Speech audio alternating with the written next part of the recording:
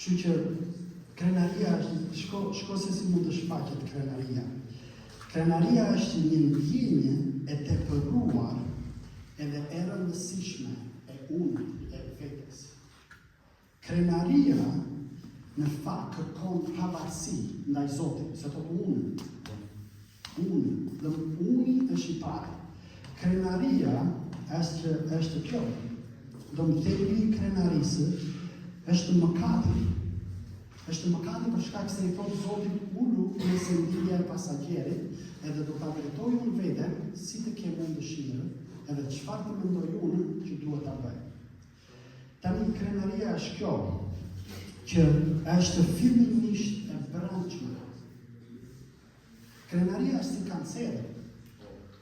Kanceri, kur shfaqet, ka mbaruar, të ka dëmtuar trupin. Edhe krenaria është e njëjta gjë, ta dëmton zemrën, ta mbyll zemrën, ose me fjalë të tjera i jep vend djallit të punojë në ty, në mendjen tënde, në zemrën tënde. Edhe kur shfaqet pastaj, e shoh, po krenaria fillimisht fillon tek zemra, nga brenda, nuk është nga jashtë, fillon nga brenda, edhe pastaj shfaqet jashtë. Kështu që në Jakobi 4:6 na thot shumë, Perëndia i kundërvjet krenarëve, por i jep hir të përulëve.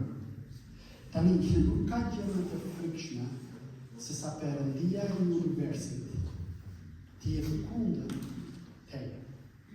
Nuk ka gjë më të mërshme se sa Perëndia të jetë kundër teje.